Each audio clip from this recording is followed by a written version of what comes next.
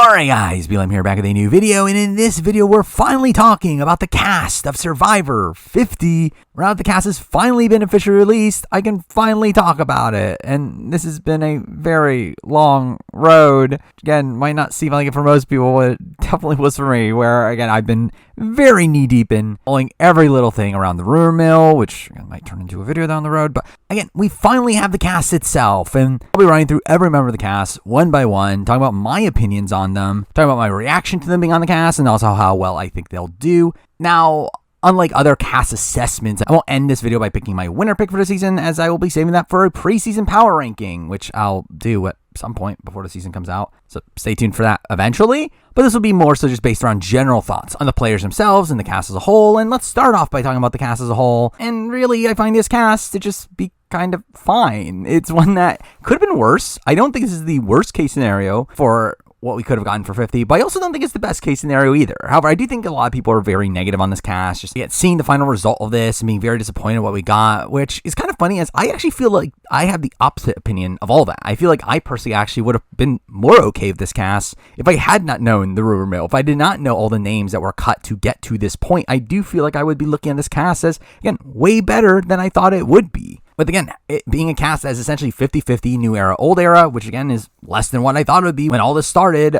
Mind you, again, would not pick the same people they picked really for both eras, but still, it's like, I think there's at least a bit more older school representation than what I thought there would be to begin with. Also, I'm pretty happy with the amount of late 30s rep we got here as well. These people that you would have assumed would have been in the running for Survivor 40, but obviously, again, got kind of screwed by the fact that they ended up being winners at war. So we finally have them back here. And again, I think in general, from that point of view, I feel like this cast is better than what I initially thought it would be coming into this entire process. Now, with that said, again, so many people got cut. And again, I'll make a later video talking through all the people that were in the running at a point. But again, just so many people I would have loved to see back were in the running at a point. People I definitely would have picked over the people that were on this cast. People like Jerry Manthe, Sean Rector, Rob Cesternino, Malcolm, Abby, Davey, Gabby, Omer, Jesse, Carolyn of all people, which is insane still. Almost forgot about Greg Buis of all people that supposedly got cut. And again, so many great options that don't end up being on the cast because we need to see certain players for a fifth time and get other casual fan favorites that I don't particularly like either, though. Again, obviously I get why they're there, but we'll talk about it. But ultimately, again, this is a cast that, despite the talk about how there was a lot of CBS intervention and they told production to pick bigger names, which seemed to be a point a lot of the reason why we heard a lot of new era cuts, it turns out, like, really, I feel like this cast ends up just being close to what it was going to be to begin with. I feel like there are probably like individual names here and there that maybe Jeff would have had as his first choice. I feel like most other people on this cast are people that he's probably fine with. I don't think this is a cast that turns out to be that far away from the original vision of this cast, which again could obviously be a positive or negative depending on who you are. But for me, again, I do think this is a cast that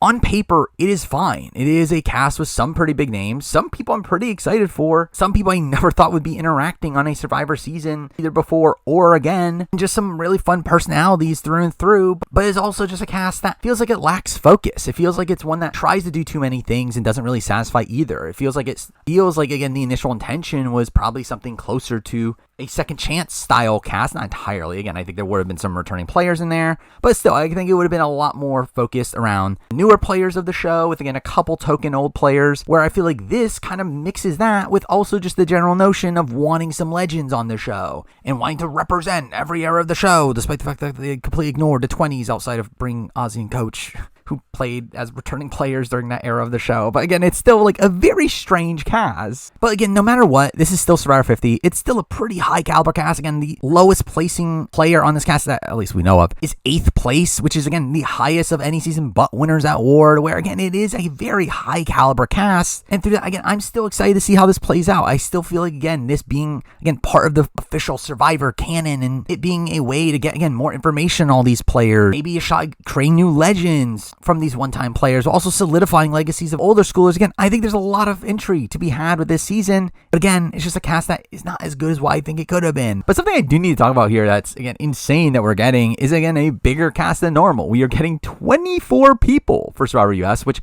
I really don't get how. While, again, having a bigger cast for something like 50 would make sense, I do question, like, why do we get the bigger cast when we still have so many questionable people making the cut? But also, how are they going to do this in 26 days? Where again, it's already confirmed the season is 26 days. I personally do not get how they'll narrow down the cast that quickly. I mean, I guess it's just assumed they have to do a lot of double eliminations. Maybe they'll do like 3 tribes of 8, 1 tribe wins immunity, the other 2 go to tribal for the entire pre-merge. Like maybe that's the way they narrow it down. But again, it is a lot of double eliminations that they have to do. I mean, they have to do double eliminations as is with just 18 people. So again, the fact that they're going to have to really expedite the eliminations on this season feels very strange. But I think if you ever were to do a format like that, it would have to be done for returnee season when that, again, we already know who the people are. But it's still weird they're even doing this to begin with. But again, I guess they just didn't feel confident enough to narrow down the cast enough. Either way, again, we will be running through each member of the cast one by one, talking my opinions on them along the way. We'll be running through them in chronological order of when they first played, starting it off with the Borneo rep on this season. Again, there was a lot of talk in the room mill about how there will be a Borneo rep on the season, and for a while it didn't seem like there was going to be until we finally got one, and that person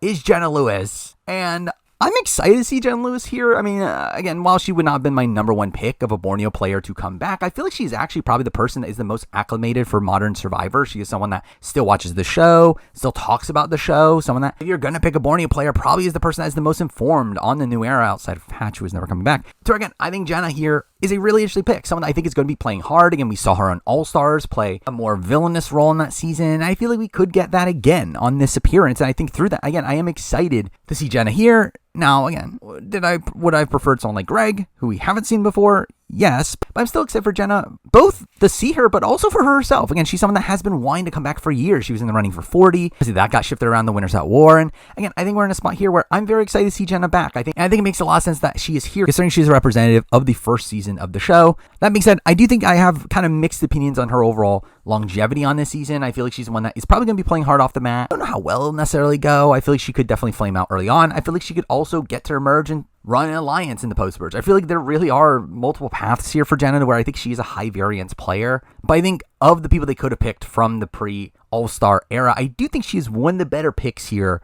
in terms of people that could actually adjust to the modern game. So again, I'm pretty excited to see Jenna here. And then with that, we then move on to Australian Outback, where we got one returnee, because we need a returnee from Australian Outback on every returnees in every All-Star season. And this time we're going back to one that we've seen multiple times before. We got Colby Donaldson, which, fine. I mean, Colby's someone that I actually don't hate being on this cast. I mean, despite the fact that I was obviously like underwhelmed by his later appearances on the show, he's someone that is still, again, a very unique character, one that is obviously very representative of old school Survivor, and one that had a fun run on Heroes of Villains despite him being pretty out of it from a gameplay perspective. But again, he had a lot of fun dodo moments on that season. And I think him being back for 50 here is actually a very interesting prospect. For a while, initially, I was kind of low on it, especially after the fact that we got like Jerry being cut and Colby staying on the cast, which was just such a questionable choice to me at the time. I do feel like Colby is someone that, again, can bring something new to the table here. I mean, he is someone that has been following the show more recently, at least. Again, at least I know at the time of HHH, he was getting back into the show, and he was just recently talking about how he wanted to play again, to where, again, I think he has more of a drive to play this time than he did back in Heroes of Villains, a time where,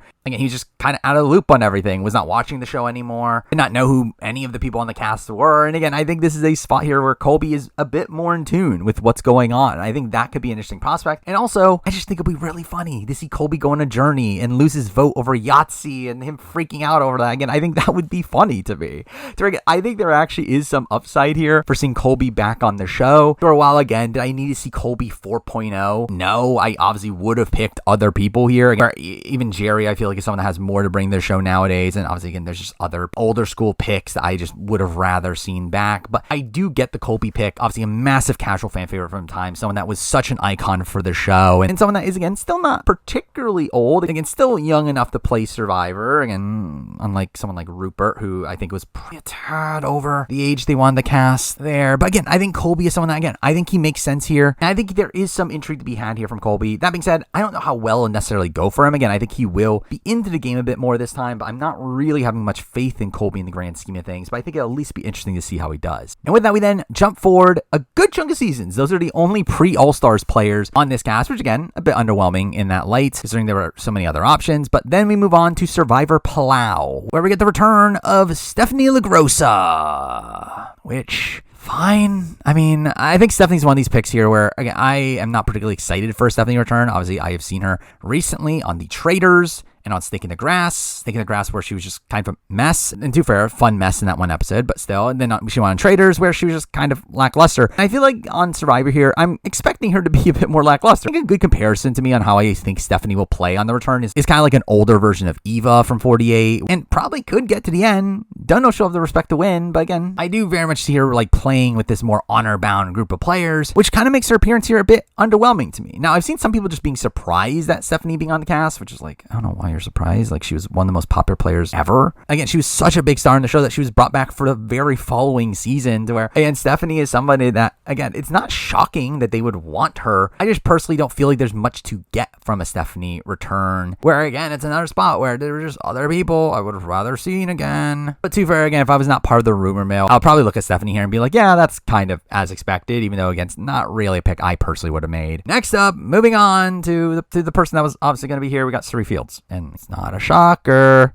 I guess it kind of is in the sense that she just did A versus the World, and Jeff seemed to not care about that, though at the same time, again, we obviously got that during the 50 reveal, where he said that Cirie's a legend, she could do anything, because I guess that matters, because again, fuck you, Carolyn, for doing Traitors, but again, Cirie's fine. But really, Cirie's been one of the biggest locks for the longest periods of time. I mean, we had Parvati slip up during a interview with Cirie, saying that she's going to be flying out for 50, and really ever since then, it was just kind of a massive lock on the board that Cirie was going to be out there, especially considering how much Jeff gloated about her during the 50 theme reveal, to where, again, it was just kind of predictable she was going to be here, and it's just a spot where I'm like, I love Cirie, but I do not need to see you again. I've already seen you so many times. Again, I've seen you 4 times on Survivor US. I'm going to see you on A vs. the World in a few months. I've seen you on Big Brother. I saw you won the Traitors. I saw you on even Snake in the Grass. Again, I feel like I'm over it. I do not need to see Cirie again. And again, nothing against Cirie herself, obviously. Again, she's just taking the opportunities that she's given. These shows just continuously cast her, but it's still a spot where I just find it a bit frustrating just seeing her over and over and over again, especially a spot where I don't think she has a chance to win. Again, I would love for Cirie to win.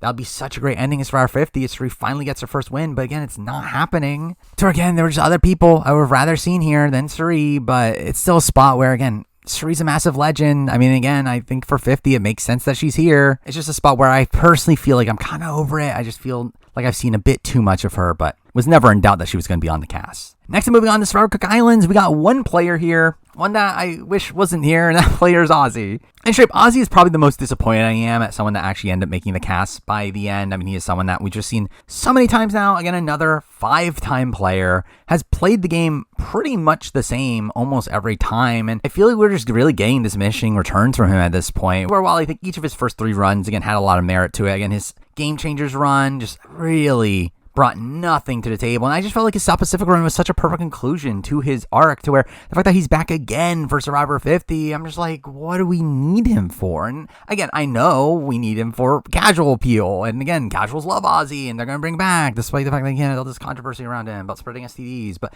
still, it's still a spot where, again, I think Ozzy here is just someone that I did not need to see back. I just felt like there's nothing new we're going to get from Ozzy, and I mean, to be fair to that, again, I do think Ozzy is in a spot here where he's probably not in the prime physical shape he used to be. I don't think he'll be this dominant force in challenges he used to be, especially amongst some of the other people on this cast. And I also think he'll probably attempt to play more of a social game, but to be fair, he did that on Game Changers, and he was boring and didn't bring anything to the table, to where, again, I did not need to see Ozzy again. So again, Ozzy being here over Malcolm in particular, I think is pretty egregious. And again, I get diversity, but again, they're not even hitting diversity mandate anyway. Like, not even close. So Ozzy, again, ends up being one of the more questionable picks for me, someone that I just did not need to see back, though I do understand why he is back here. Next up, moving forward to somebody that thankfully ends up being on this cast, because again, there was a lot of worries in the fact that this person was cut earlier on, which is a really funny story that I'll maybe tell in my Rumorville video. Either way, here we do have the return of Coach. And Coach, again, of these old schoolers, is the one I'm most excited for. Coach is someone I'm very happy is back here. Again, a ridiculous character. One of the best characters in Survivor history. Also one that has been a ridiculous character in the Survivor preseason, to where, again, we'll talk about it. But again, the amount of trolling Coach has done, just making people think he's not on Survivor 50, is just so funny. And I think it's really just a sign of just how much fun I feel like he is going to be on the actual season, to where, again, I think the reappearance of Coach here is something that I am personally excited for, even though, again, coming into 50, I did not really want these big legends of the game, these players that have played like 4 times, but I think if we were going to make that exception, Coach is one of the better people to make that exception for. Ultimately ultimately probably took someone like a Penner's spot on the cast. I am personally excited to see Coach back here. I think there's a lot of intrigue on how he'll play now after how he played in South Pacific. Also, his dynamic with Ozzy here will also be interesting to see. And again, I think Coach is, again, one of the more interesting old school picks here, one that definitely has a lot to provide for the show. So again, I'm personally excited to see back. And with that, we then jump forward all the way to Survivor Co. Wrong, skipping from 18 to 32. Because they didn't cast anybody from the 20s, which is insane when you had Malcolm and Abby Maria there. And again, it would have been better if it was for a better person. But again, from Survivor Co. Wrong, we have Aubry Bracco back again, 4.0. Why? Who wants this? Okay, this is definitely one of the more questionable picks on the board for me as well. Mind you, there is a story around this, and the fact that it was originally not going to be Aubry on this cast. It was originally Amanda Kimmel, which would have been a more inspired choice. But Amanda seemingly dropped out not too far before the cast came out, and Aubry ended up being the replacement, which is, again, a bit of a shame. Because Aubry's someone that I have watched interviews with Aubry post Edge of Extinction. I just never really got the sense that Aubry was particularly excited to play again. Like, it always felt like a spot where she would say yes if they asked her, but it never felt like she really had this, like, gusto to play again. It always felt like it was just a spot where she just felt like, well, I might as well take the opportunity. To where, again, I do think I am worried for how much she's going to be into the game when she comes back, but still, Aubry is someone that is a big player. I mean, again, she obviously played a pretty impressive Co-Wrong game. Game Changers had a massive target on her back, still made it to the end. But Aubry, again, is someone that, again, I at least, like, can see the potential here, but I just feel like it's a spot where, again, there were other better picks. Again, I even think in this spot, like, why not just go for Abby Maria over Aubry? Where at least there you can get some 20s rep. Even without that, again, you could pick someone like Jerry as well, who would have been a great pick. I just feel like the fact that they settled on Aubry as a replacement for Amanda just feels so questionable to me. And again, maybe I'm wrong about her. Maybe she was fantastic in the interviews. I would assume she probably was if she's making the cast. But that's still a spot here where I just feel like there were definitely better picks on the board. Even better picks from her season, where someone like Sydney was someone that we know was also in the running and didn't make it on. Now, again, it's at least better than Julia Sokolowski. Though, again, at least a funny thing that could come out of this is Q and Aubry together. At least that could be fun. But really, outside that, again, I just did not fully get what they're going for with this pick. Now we're moving on to HHH. Again, getting some of the picks here that, again, I think were likely to be on 40 had it not been Winners at War. Someone that I did not think would ever get the chance to play again. I was shocked to see her be locked into the cast relatively early on, and that person is Chrissy Hofbeck. And Chrissy's a player here that, again, I think on paper I'm excited for. I mean, she's someone that obviously played a very aggressive game the first time around. It's talked about as her being robbed, which was kind of questionable, but still someone that definitely has a lot of merit to returning here. Again, someone that I think is a very interesting player, one that, again, is good physically, very strategic player, kind of questionable strategy at points, and definitely very questionable socially, but still someone that, again, I think could bring a lot of entertainment here. A pick that, again, I am not too fussed over, though also one that, again, probably would not have been my pick. I probably would not have picked Chrissy on this cast ultimately, especially, again, over like Carolyn, which even though, again, are they fighting for the same slot, but still, it's a spot where I do feel like Chrissy, someone that, again, was not my number one pick on the board. Though, again, if you are going to be picking, again, one of these like older women that were losing finalists, that made it deep into the game, that were good at challenges, I do feel like Chrissy is a pretty good pick here. And one that I do think is going to be playing the game pretty hard here. Now, again, will she be playing well? Very questionable. I could definitely see her blowing up her own game along the way, but I think she will be playing hard, and I do think that will at least be fun to see. Where, again, ultimately, Chrissy was not someone that was, like, again, top of my board in terms of people that were that likely to end up making it on 250, but someone that, again, I ultimately don't think is a bad pick and someone that I think has a lot to bring to the show. Next up, moving on to David versus Goliath, where we got 3 people from David vs. Goliath on this cast, which is pretty insane. Again, getting 3 people from a cast this far back. Though, again, I think that really just shows you the strength of David vs. Goliath's cast, especially because, again, we obviously haven't had the opportunities to bring these people back at this point, to where, again, kind of insane. All 3 of these people are here, especially one of them, considering one of them wasn't even rumored until very recently. But, again, I'm going to be talking about them in boot order, starting it off with Christian Hubicki, which I'm very excited for Christian. I mean, Christian is probably one of the top people on my personal board, on my wish list to see play again. I mean, Christian is someone that is just such a fun personality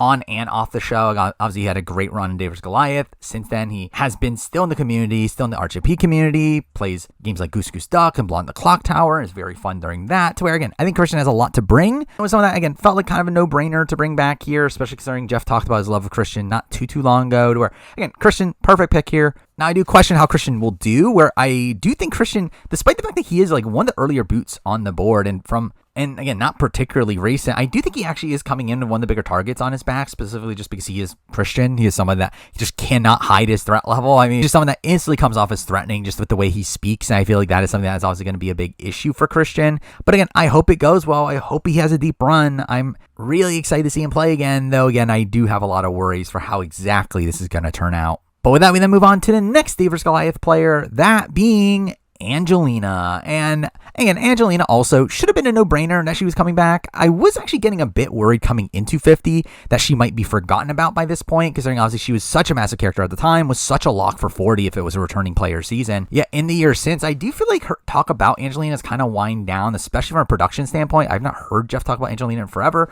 So again, I was a little bit worried she'd be overshadowed, though thankfully she made the cut here. And again, she's another one of the people that I'm the most excited to see back. I feel like she's someone that has a lot to bring, was a fun, kooky character the first time around. I think it'll be interesting to see if she keeps that character the second time around, and if she'll be able to live up to her potential gameplay wise. I feel like Angelina is actually a player that has a lot of skills for the game. She just was not able to really translate that into respect her first time around. I think it'll be interesting to see if this modern Angelina, one that again is revered by the online community and is such a modern legend of Survivor, I feel like, is that Angelina going to be able to gather that respect this time around? And I think that will be interesting to see, as again, I actually do feel pretty good about Angelina coming into this season in terms of longevity. I don't know who is targeting Angelina early on in the game. I just, again, hope she's able to turn that around by the end. But either way, again, I'm very excited for the prospects of seeing Angelina back on the show. I feel like she's someone that, again, just was such a no-brainer to be on this cast from the beginning. And then next up, we're getting on to the big surprise here. One of the bigger surprises of the cast by the end, in the sense that this is a person that was not really in the rumor mill at all until like a week or so ago, where again, like for most of this cast, I mean, I kind of knew a lot of these people were going to be on for a good chunk of time. I mean, a lot of these people were in the rumor mill for quite a bit. This is a person who really just sprung up very recently and kind of surprised he's here. And that player is Mike White. And again, Mike White is someone that it is pretty shocking to see him play Survivor again. Obviously, again, since he's been on Survivor, he's made an even bigger career for himself, has gone on to be the showrunner for The White Lotus, one of the most popular shows on TV. And again, it's a spot where I genuinely did not think Mike White would be able to find the time to play Survivor again. I mean, he did pretty recently actually talk about how he would actually play again if he was asked. But again, it just felt like a spot where it would have been a very tough get for him to actually be able to spend an entire month of his life in the modern day playing a game. But again, he's doing it, and I think it's actually an exciting prospect. I mean, while again, Mike White was not necessarily top of my board of someone that I wanted to see play again, I think in a world where you can get Mike White, I mean, you might as well get Mike White. Where, especially after like losing out on like Elizabeth, I do think Mike White is probably the biggest get they could have gotten for this cast. And I think it's a very interesting prospect to see him again, especially considering he's a pretty good player. Again, he comes extremely close to winning, where there were at least enough votes up in the air to where, again, he potentially could have pulled out the win. Again, still not particularly likely, but still, I think he comes very close to pulling off a winning game his first time around. I think he has so many skills for the game. He is again, such a likable social presence when he's not being transphobic. I feel like Mike has a lot of potential on this season if he wasn't Mike White, who everyone knows is rich and doesn't need the money, which is definitely something that's going to harm him. But still, I think Mike is someone here that, again, I think has a lot to bring to the show. Obviously, just a funny character and one that is such a big get for the season, where, again, I'm actually personally excited to see him here. Next up for Edge of Extinction, moving on to what should have been one of the biggest locks on the board. That person is Rick Devens. And again, I cannot imagine a world where Survivor 50 was happening, where Rick Devens said yes, and they did not put him on the cast. Yet, again, it took a while to get Rick Devens in the rumor mill, where, again, if you've been following the rumor mill, Rick Devens was simply just nowhere to be seen until very recently, like literally, again, around the time Mike White started to get talked about. Like, Rick Devens just somehow was able to avoid all the rumors out there. Like, none of the reliable spoilers had heard of Rick Devens, and it's just kind of insane considering how massive a presence Rick Devens is, to where, again, you just assume he'd be like one of the most spoiled people to be on 50, especially considering, again, how hard pre-gaming was for like the Sequester Survivor game, to where, again, if he's pre-gaming hard for that, I'm assuming he's pre-gaming hard for 50. Again, we just heard nothing of it, and I think that's what was so shocking, that Rick Devens was just never really on the board for a lot of that time. That, again, I just assumed that, okay, that must mean that like something must have happened, that Rick Devens had to turn it down or something. But no, Rick Devens is here, and he was just able to avoid all that, which is kind of insane. But really, in general, Rick Devens is obviously one of the biggest locks on the board. I do not think they do a returning season without Rick Devens if he's saying yes. And he was obviously such a massive character at the time, someone that Jeff adored, instantly brought him to be the first Survivor alumni co-host of the On Fire podcast. And again, it just felt like a no-brainer. Rick Devens had to be on the next returning season if he could. It's just that, again, it seemed like for a little bit He's just not in the rumor mill, but finally when he's here, it's kind of expected. And really, in general, also, I do not feel that great about Rick Devens in terms of the game, where I think he's in a similar mold to someone like Christian. And I do think he's coming into this with a pretty big target on his back, especially with how much everyone knows that he's Jeff Probst's favorite. And I feel like that's definitely something that is going to give him some issues here. I think there's probably some potential for him being kept around as a shield. But realistically, again, I would not feel too great about Rick Devens. But I do think in terms of him being on the cast here, it was kind of a no-brainer. And really, in general, like, I'm fine with it. I like Rick Devens on Edge of Extinction. I'm not opposed to seeing him play again, even though, again, it could definitely get a bit overbearing, just how much screen time he hogged by the end of that season, and how much, again, Jeff will constantly praise him. But I did feel like Rick Devens, again, was just kind of a no-brainer here. With that, we then move on to the new era, where half the cast is from the new era, which I know caused a lot of people being upset on the online community. I personally am fine with this. I'm surprised they even narrowed it down to only half the new era, to where, again, while obviously I would have liked to see a lot of these old school names that we know were in the mix that didn't end up making on, I don't really put blame on that on the new era, especially as there were a lot of good names for a new era that also got cut along the way as well. Where, again, ultimately, not shocked at the new era being half of this cast, a little bit shocked at who exactly they picked, though. Where, again, we do get nobody from 41, which again, not shocked for me. I know some people expected Shan. I don't know why you expected Shan. I've been saying it for years that she's not going to be on. But we did get a player from Survivor 42, and again, a player that I'm sure everyone's so excited for. We got Jonathan Young, which obviously, again, I know a lot of people are out there saying, why do we need to see Jonathan again? When it's like, again, Jonathan was one of the biggest locks. I mean, Jonathan is such a casual fan favorite, someone that Jeff adored. Again, it was just kind of obvious he was going to be there. Really, the only possible way I didn't see Jonathan on was if they really did stick to diversity mandate, and when we heard about like the New Era Massacre that was happening around the time the cast was finalized. Like, I think that was a spot where, again, I think you could potentially worry about Jonathan not making the cut, but really outside that, I think Jonathan ends up being one of the bigger locks on the board for Survivor 50. I mean, he's someone that, again, I just think the casuals just adore and Jeff adores. So, again, I really did not think there was much doubt he was going to be here. That being said, I do not need him here. I don't really know how much I'm going to get from a Jonathan return. I do think most people do sleep on Jonathan, though. A lot of people talk about him as like he's really just this physical player and nothing else, when Jonathan actually was a pretty aggressive player in the game. Again, not necessarily good, but he was a very aggressive player. I mean, he did end up creating the initial majority alliance on the Merge tribe. He then again led this blind side against Drea. He prepared this blind side against Omer, only to shut it down because of Lindsay's idol, only for Marianne to do it anyway. But still, it's still a spot where, again, I think Jonathan gets a bit more flack than he deserves for people thinking that he's not going to be playing the game. But he's also someone that, again, I do not need on this cast. He's someone that I personally would not picked, but I do fully understand why they picked him. But I do think the fact that, again, he's the only 42 rep on this season, when, again, I personally would have rather seen people like Mike Turner or Omer on, or even, again, going to like Jesse, who got cut. I think there were better picks for my personal taste than Jonathan, but again, it just makes so much sense why Jonathan is here. So again, not a big surprise in that light. But with that, we then move on to 45, because we got nobody from 43 and 44 on, which is insane. Now again, Jesse getting cut was a surprise, but not like the most mind-blowing one. Carolyn, though, was the big surprise, especially with them, again, like deciding to call her later into the process, which they completely changed their minds and she was going to be on, only for, no, she cut her anyway. But actually moving on to 45, we have two players on this cast to talk about, one of which we've known about for a very, very long time.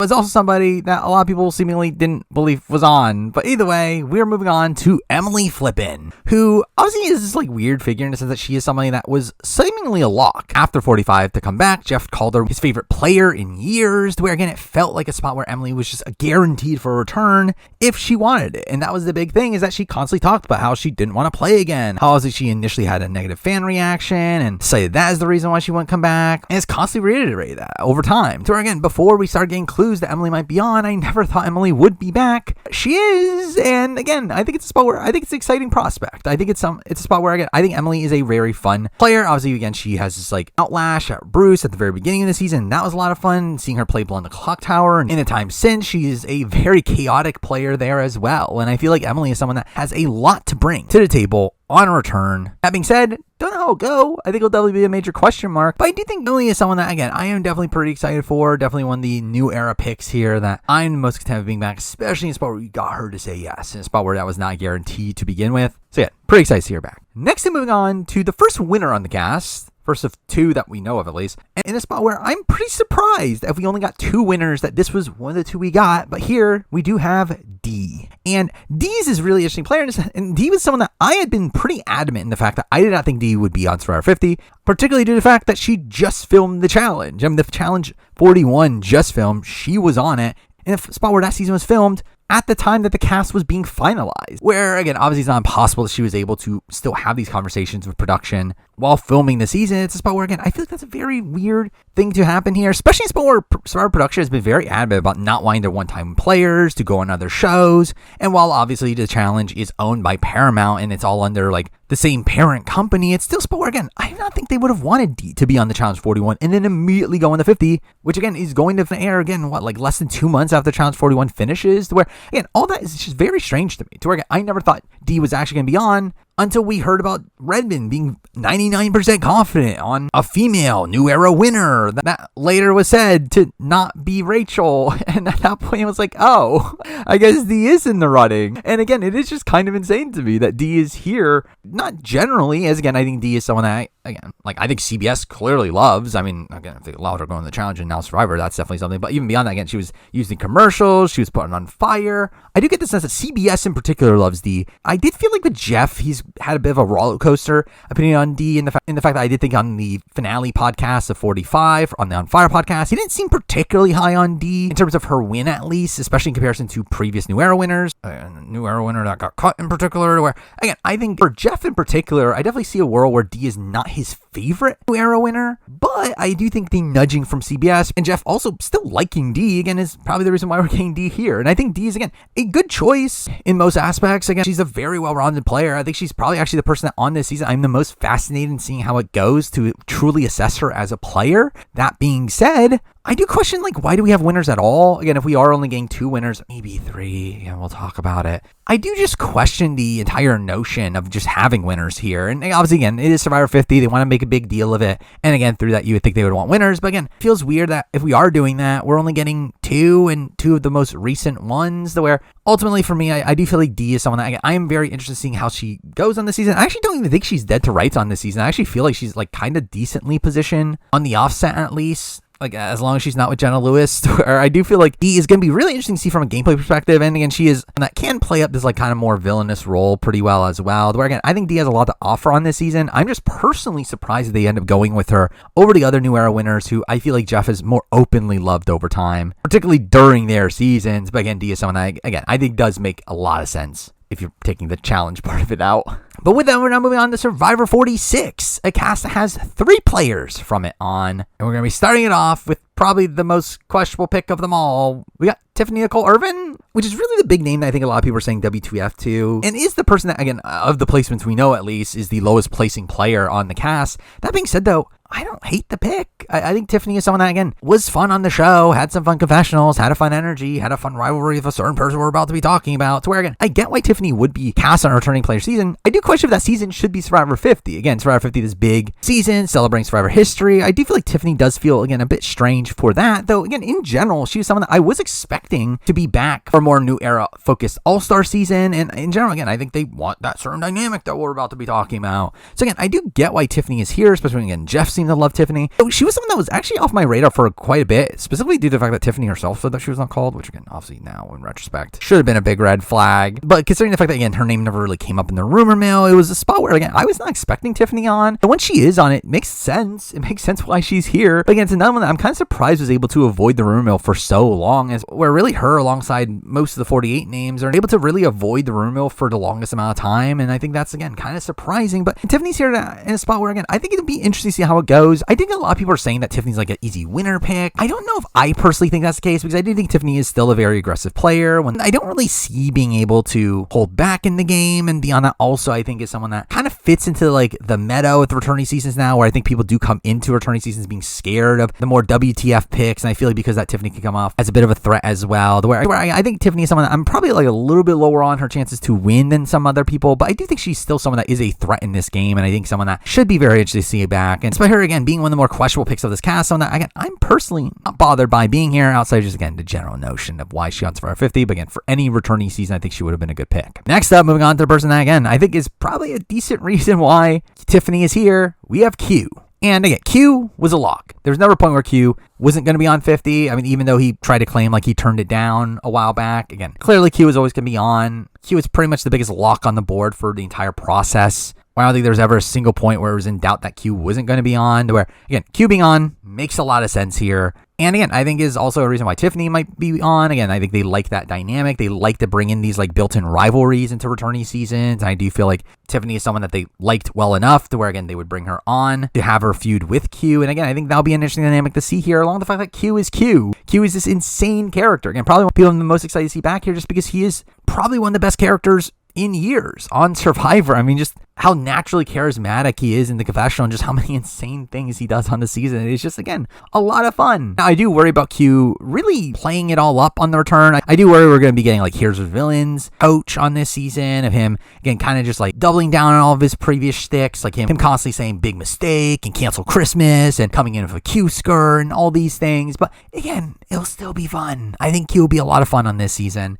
Even though, again, I don't know how long we're going to get it. I do feel like Q is someone that could blow up his game very early on. I still feel like he's someone that, again, I'm excited to see here. I think it should be a very fun ride. And again, he was just one of the easiest picks on the board. Next up, another one of the bigger locks on the board. Someone that, again, I know a lot of people in the online community could question why he's here, but again, he's always going to be here. That person's Charlie. And again, Charlie's another one like Jonathan, just again, is such a big casual fan favorite, especially after he lost the way he did with Maria not voting for him. It was, and him later going on to host the On Fire podcast. Again, it was never truly in doubt that Charlie would come back. But again, he was in another position like Rick Devens, in a spot where like he was not really rumored for quite a while. Like really up until like about a month ago, his name was simply just not out there. And with obviously there was talk about how there was so much more focus on the old era players at that point. It did leave a bit of a question mark to Charlie, but ultimately, again, not shocked that he's here. It should have been pretty obvious. Again, he's a massive casual fan favorite. I think he's also like kind of the you should have won guy. For a while, again, I don't find Charlie interesting. And I think some other people in the online community do question why Charlie is there. I think at the end of the day, considering the type of casting that they typically go for on returnee seasons, it was just kind of apparent he was going to be here. And also, I actually don't feel like this is a bad spot for Charlie. Like, I was actually thinking for a while that Charlie was screwed on whatever returnee season he goes on. Because again,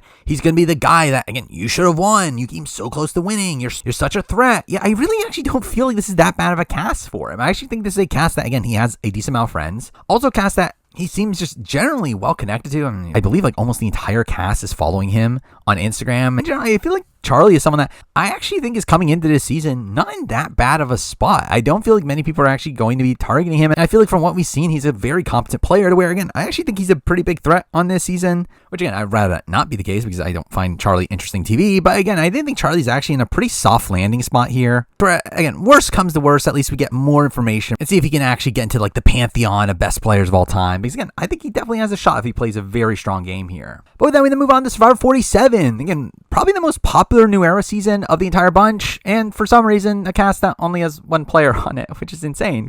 Again, there was a point where we thought this was the cast that was going to have 3 people on it, where again there was a point where we thought the female winner in the running was Rachel. Obviously that didn't end up being the case, and also there was a certain other player that maybe we'll talk about a bit later that seemingly was cut pretty late into the process, though ultimately that person got cut and now we're left with just one person, though a person that I'm sure Twitter's happy is here, and that person is Genevieve. And Genevieve is someone that I am a little bit surprised that if you're going to pick only one person from 47, that Genevieve would have been that person. While I feel like Jeff was very complimentary to Genevieve by the end, and again, I always expected her to be in the running for 50, he was more complimentary of Andy. I expected him on over her, but I guess not. Again, Genevieve here, I think is a fine pick. I will say, obviously, a lot of Twitter is very much in love with Genevieve. Very excited to see her. Again, there was a point where it seemed like Genevieve was cut. That led to a lot of outcry on Twitter. And I'm sure if Genevieve wins, you're never going to hear the end of it on Twitter. It's probably going to spoil it all over the place. But still, I feel like Genevieve being on 50 here is a spot where I'm just kind of fine with it.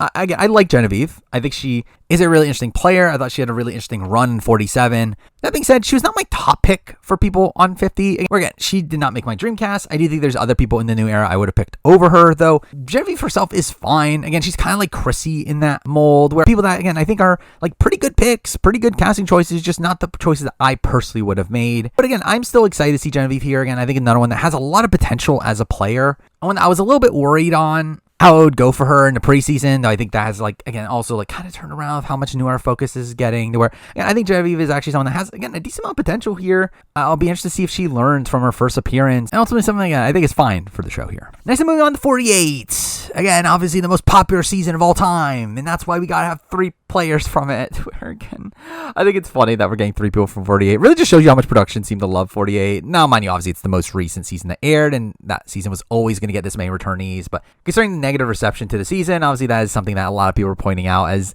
one of the biggest criticisms of this cast. That again, Survivor 48 got 3 representatives, which is pretty insane. Though I do think if you are going to get 3 reps from this season, I think the 3 that we got do make a lot of sense. Starting it off with, again, the fallen angel of the season, the you should have won person, we got Kamilla. And again, I think Kamilla's a fine pick. I think a lot of people were very frustrated at these 48 picks, but I personally don't mind Kamilla. Again, I think she's someone that while she did not get the most interesting edit in the world, I feel like the content we did get from her was interesting. I think she was able to play up a villain. I think she had some funny confessionals, and she's someone that again I think is a pretty good player for the most part. So again, I think there's a lot of intrigue to be had from Kamilla being on the return. That being said, I'm a bit worried for her. Again, her being with a certain other person, and also the fact that she is again the you should have won person from the season that they just saw, and I think that puts a even bigger bullseye on her back, and a spot where I think she's already going to be looked at as this threatening player, as these style of players that typically do well in returnee seasons. To where, again, I do think there's a lot of worries here for Kamilla, to where I wouldn't have much faith in Kamilla make a particularly deep run, but I do think it's a spot where, again, if she does, I think it'd be interesting to see how she plays. I think she has a lot of potential as a player, and again, is the pick from 48 that, again, I'm actually probably the most excited for, even though at the end of the day, I personally probably just would have not cast anyone from 48, but again, I do get why they did. And with that, we then move on to the pick that was just kind of obvious, that I've been literally saying since the beginning of 48, and that player is Joe.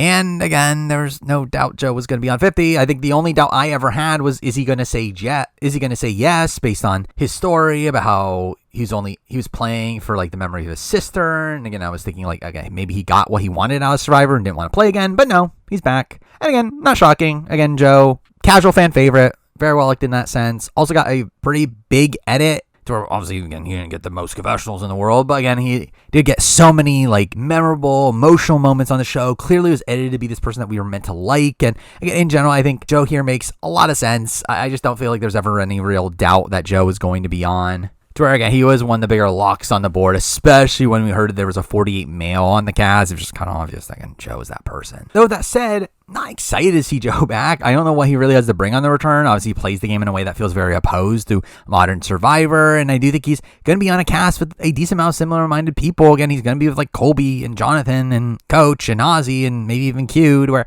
again, I do worry for, again, this kind of bro down that Joe could lead. And I do think Joe is actually pretty well positioned on this season. I think unless he gets stuck with a group that is very not honor-bound, I feel like there could be a potential move against Joe to, again, take this shot against these concepts of honesty and integrity that he talks about. But really outside that, I feel like Joe's actually situated pretty well here, to where, again, I would expect we'd probably get a pretty deep run from him. And the final player we have to talk about that I actually know anything about, we have the winner of Survivor 48. We have Kyle. And it's weird that Kyle's here. Again, Kyle literally just won, which is insane that he's going to be playing again. Mind you, obviously, they've done this before. Obviously, JT had this literal situation where he won Tocantins, and before Samoa even aired, he played again in here as villains. Again, they've done this before. Yeah, I feel like it is kind of a weird spot here for Kyle to be coming back, and where he's also back with Kamilla, which I think also increases the target on their back. That being said, again, I don't hate the Kyle pick. Obviously, again, I would have picked other people over Kyle. Again, Kyle was not top priority for me, but I do think bringing back Kyle here is at least interesting in a sense. Again, I think he's a very skilled player. I think this will be a true test of his abilities in the game, and I think that will be really interesting to see.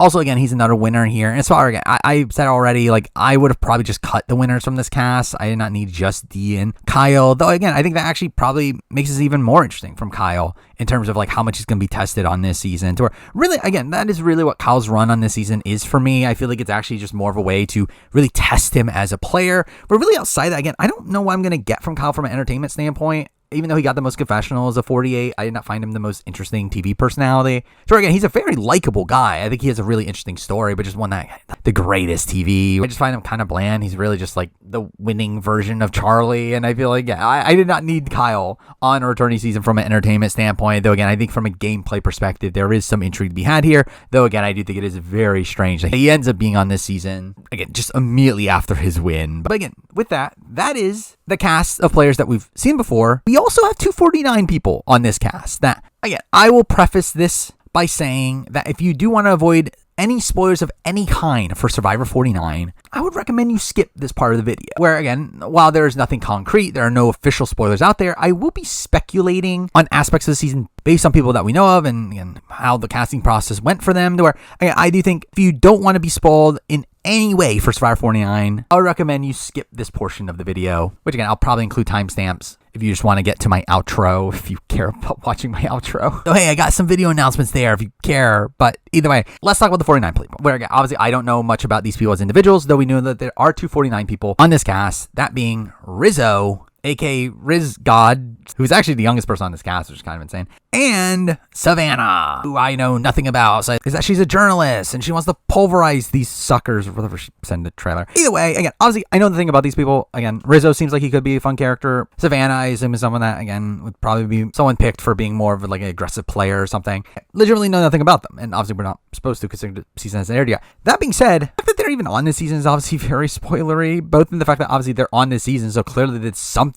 to earn them a spot on Survivor 50, a spot where again, like, this is a cast that ultimately ends up being some pretty big names. Again, Tiffany is the lowest placing person on this cast and she got 8th place. So again, you would assume that these players are very likely to make it somewhat deep into the game. At least one of the two definitely is at least an end gamer, I would say. The other one again maybe like could be an early boot and someone they saw a lot of potential in, but still again, either way, I still think both these players definitely someone that are obviously going to be people to look out for 50. And also considering who we know were cut very late into the process, I do think there's another thing to glean from this, where again, also something that we did learn is that there were 2 people cut, seemed to be on the cast at a point that were cut relatively close to the cast getting leaked. Those players being Andy, from 47, which again, I think when you look at Rizzo, I think you could definitely see what they're going for there, replacing Rizzo with Andy. Again, makes sense there, both big super fans. While Andy's again a little bit older, I mean, I definitely have like the same sort of energy in terms of their casting slot. The other person though was Marianne, and I think that is definitely something to raise some flags here. The fact that Marianne, again, a former winner on a season that, again, with 24 people, you can assume maybe they would have attempted to have 3 tribes, each of which having a winner on it.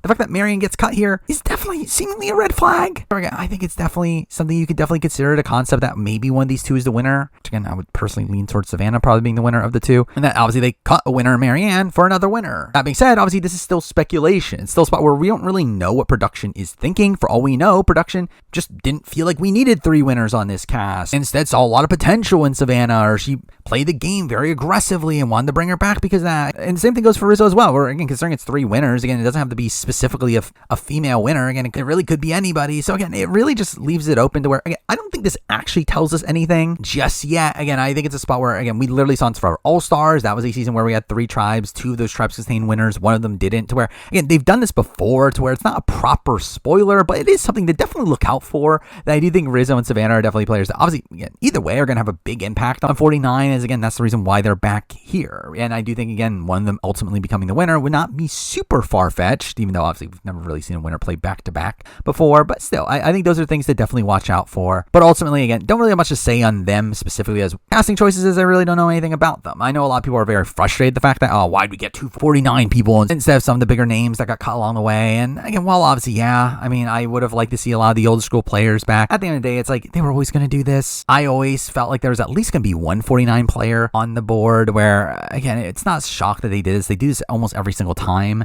Really, the only time they did not have a player from the season right beforehand was Winners at War, and that's because obviously they didn't want to spoil blatantly that Tommy had won, and again, with Chris, he turned it down. Or, like, it makes sense. Why we're getting so many recent players here? I mean, 49, 48 included. Again, it's really just more of a shocker that we didn't get more 47 people, but again, even then, again, it seemed like we were going to get 2 at a point, where again, I just feel like it's a spot where, again, like, it was just kind of obvious we were getting 49 people, where I think people were surprised by that, or people just, again, not really following how returning seasons are typically cast. Or again, really the only reason I was surprised was the fact that they're obviously doing this announcement before the fact that 49 even airs, and that was the one red flag there. But really outside that, again, this is just a thing that they would typically do anyways. Again, it shouldn't be too shocking that that's the case. And also, again, obviously I don't have many opinions on how they'll do, though just in general, I do think the notion of them playing back-to-back is probably not a great sign for them. Also, we did see Russell and Samoa do very well if they're playing back-to-back.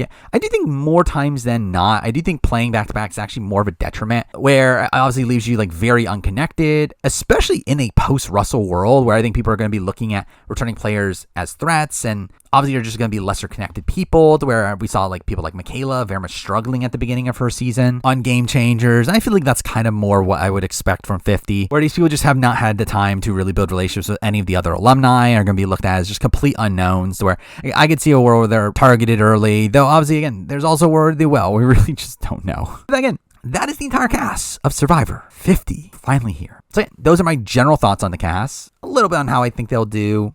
And with that, I'm thankfully finally kind of free from all these like big things going on around me. Straight up, I've been so distracted with Survivor 50 that it's legitimately been slowing down my process of working on pretty much everything, though thankfully with that out of the way now, I do have like 5 weeks until Big Brother, so thankfully there's like that break. Really outside that though, there still will be some Survivor content coming on this channel down the road. Again, I do have my top 10 worst and best players in the new era videos coming in the somewhat near future. Also, my Survivor 48 player ranking is technically already done. It's right on the membership tier. But again, it'll officially come out on Saturday. That's also a thing. Beyond that, I do have some Survivor 50 related videos I've been planning on doing. As I alluded to beforehand, again, I was very deep into the rumor mill with Survivor 50. And through that, I literally have pages and pages and pages and pages of notes on the Survivor 50 rumor mill that I might be making a history of video for down the road. So expect that at some point. Also, again, other 50 related videos I do want to do, some recastings, especially now that we know the cast itself. Again, there's a lot of recastings to do. When we eventually get tribe divisions, I think I'll do a video on that. Probably mix that in with the 49 cast reaction, because I haven't been able to talk about the 49 cast yet. Also, I'll be doing my preseason power ranking, which I'm still not entirely sure how I'm going to be handling the release of that, but I'll at least be making it